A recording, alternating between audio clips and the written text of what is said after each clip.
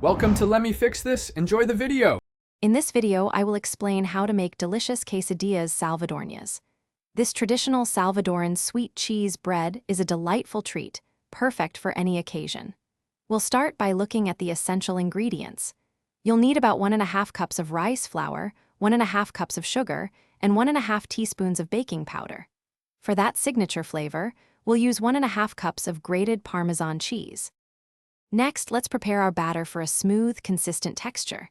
In one bowl, whisk together your dry ingredients, the rice flour, sugar, and baking powder.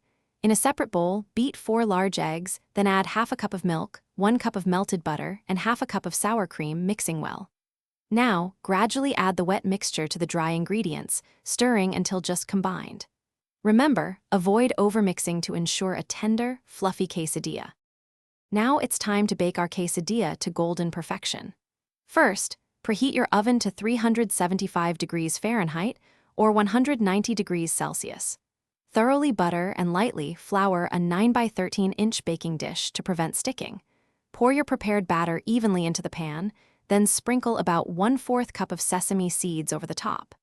Bake for approximately 35 to 45 minutes, or until a toothpick inserted into the center comes out clean. Once baked, your quesadilla salvadorena is ready to be enjoyed. Let it cool in the pan for at least 10 minutes before slicing into generous portions. This sweet cheese bread is traditionally served as a delightful snack or breakfast item, often alongside a warm cup of coffee or tea. You'll love its unique, slightly grainy texture and the perfect balance of sweet and savory flavors. Enjoy this authentic taste of El Salvador.